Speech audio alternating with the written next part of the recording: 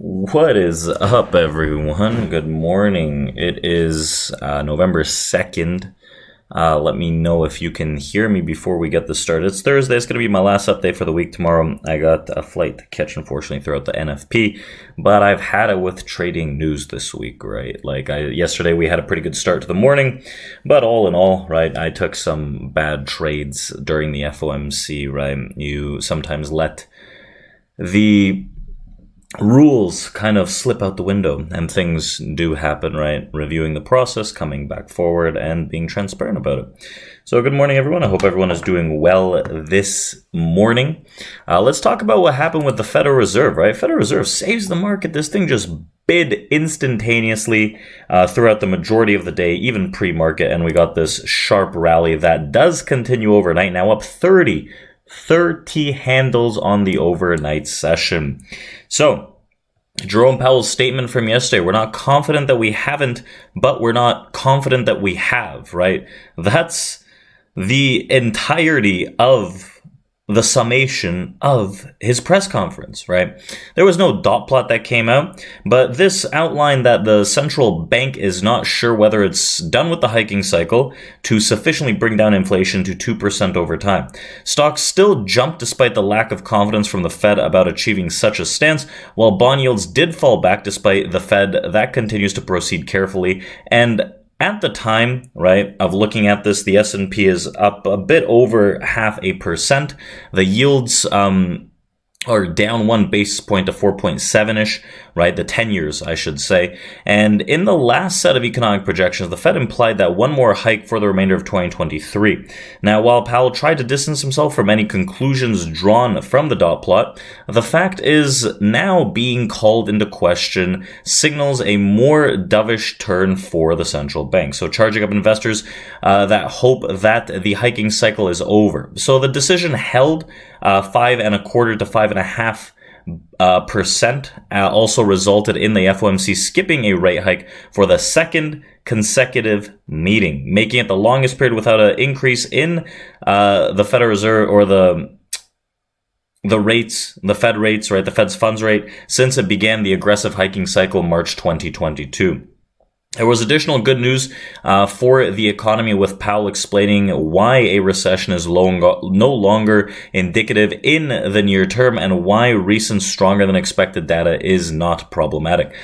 I think everyone has been very gratified to see that we have been able to achieve, pretty significant progress on inflation without seeing any kind or the kind of increase in unemployment that has been very typical from a rate hiking cycle like this one. That's a historically unusual and very welcome result, and the same is true of growth, is what Powell said.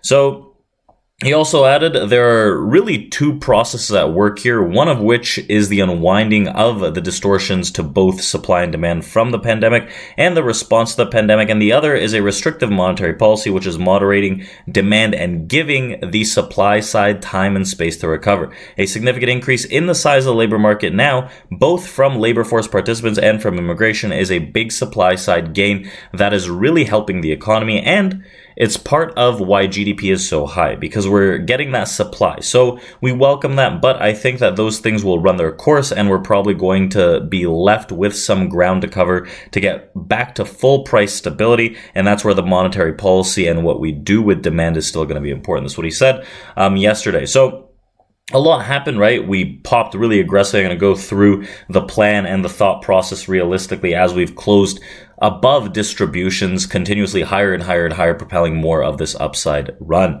Now, before we do look at that, right, Microsoft business-focused social media network LinkedIn has now over 1 billion members, which is about 80% of its recent signups coming from outside of the US. The platform also announced the addition of certain generative AI tools for paying members, which include new job seeker experiences that would assess if a particular job is a good fit. And LinkedIn will initially test these tools with premium subscribers, a group whose signups jumped 55% year over year during Q1. So pretty interesting, right? Microsoft on a strong upturn even after that earnings report. Now, today after the bell, we've got one of the last mega cap tech names of the Magnificent Seven, Apple reporting earnings. Now, a lot of people are putting pressure on Apple to make or break this market. Now, while I do believe it's going to be a very important earnings report along with the forward guidance, so on and so forth, I don't necessarily think that Apple is going to cause the recessionary push if we report poor earnings, right? There's going to be some downside movement, but all in all, right, I don't think it's going to be the driving factor to push us down 10% more in the market. So keep that in mind. We do have that after the bell today, and then we have a pretty clean schedule going forward in terms of massive news events until we get that December meeting. And we also have November at some point in NVIDIA, which is going to be important. AMD reported earnings, so Tuesday after the bell. Yesterday, AMD had a very strong rally into the close as well. So in terms of news today, we've got the Fed's balance sheet after hours and Fed Kathleen's speech after hours as well. Otherwise, we're fairly dry on the news powder this day on Thursday. So what we have here on the S&P, you can see this is a volume profile chart, one of my favorite charts.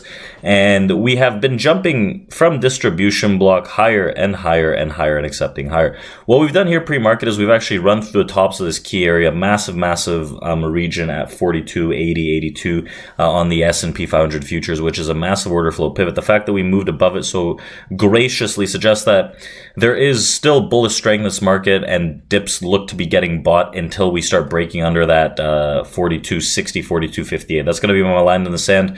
For the bull side, anything under that, we probably get a pretty aggressive turn and acceptance into distributions lower. So two areas I'm watching. The first into that 80, and then the second into 42.67 to 42.72 area. I think it's going to be a very, very important region for these bulls to sustain where that large volume came in overnight and from prior sessions to allow for price to continue that momentum shift. Now, anything back above 43.04 to 08, I think we just accept to the upside and we have another 40-point run. That's going to be the first major resistance that we come into. We have a minor resistance into these mid-90s right now, but major resistance is very, very close at that 43.04, 08 area. So we have to keep that in mind, right? Don't just fade every single rally because you think this thing's going to turn down. You got to get confirmation, but right now as it stands, it looks like another trend day is shaping up for these longs the way that we're about to open above a lot of these key distributions, which puts us in a bullish directional bias. Now, one of the best scenarios to play out today in this market is a profit-taking pullback to allow for better, stronger, newer longs to enter this to continue that upside move. That's what the bulls are going to be begging for pretty much. So with that being said, why don't we open up our live trading room and I'll see you guys in there, right? We started off November 1st, pretty solid yesterday. October was a great month, and let's have a great end to the year because December, right, half that month is probably going to be pretty useless of volume and movement. So let's open up our live trading room, community.tradeproacademy.com. Go and check out our free Discord, and I'll see you guys there. Enjoy the weekend. This is the last you'll hear from me this week. I hope you do well with the non-farms, and I want to trade another news event, and also I do have some other things to do. But non-farms are coming out tomorrow pre-market, so keep that in mind. Another big news event that can shake things up. And on the medium term, the bulls are pretty much begging for a higher low, right? They don't want to see this thing as a V bottom that just completely shoots up because a lot of people would have missed this train. Now, another thing, last thing I want to mention is that the investor sentiment is the most bearish we've seen since December of last year. So let that tell you something. What happened from December until now of last year? With that being said, enjoy the Thursday. Trade smart, trade to plan, and I'll see you guys next week. Enjoy the weekend.